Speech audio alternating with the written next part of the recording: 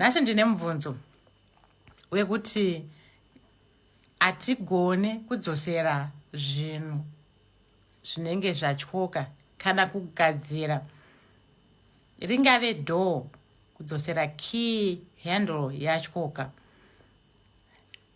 ringave gedhi rinoda kudzoserwa rinoda kuripewa, ringave kitchen door ratyoka rinoda kudzoserwa rinoda kuitwa repair, ingave tile watenga adhesive wadzosera tile sezvawakarowana riri.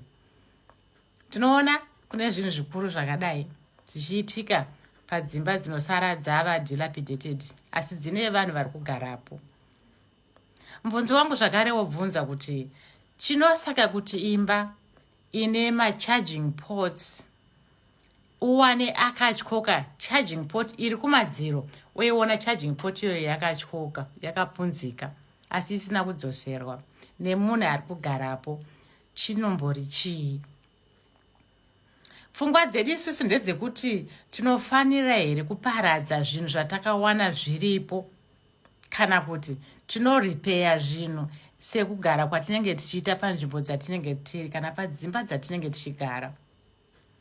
Pfungwa dzedu isusu sevanhu vanotaura rurimi rwandiri kutaura zuva ranhasi, tinocherechedza here kuti kana migwagwa inofanira kugadzirwa nguva nenguva kuitira kuti vanhu vakwanise kufamba mumigwagwa yakagadzirika?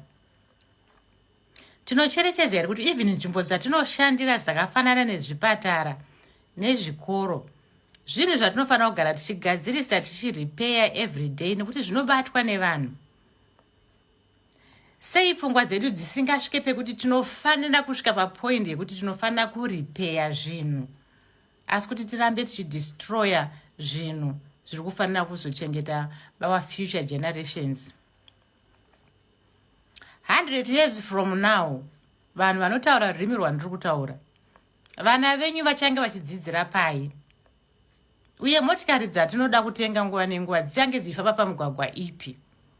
Dzimba dzedu dzatakavaka dzatakafunga kuti mamanshoni dzichasara dzakaita sei kuzoti generation iroro risvike pekuwana pekusvikogara? Because vachaona dzimba idzo dzisina kana misuwo, dzisina kana matoireti anoshanda, dzisina kana mahandles ekuisa madhoo pasina, magetsi asingashande.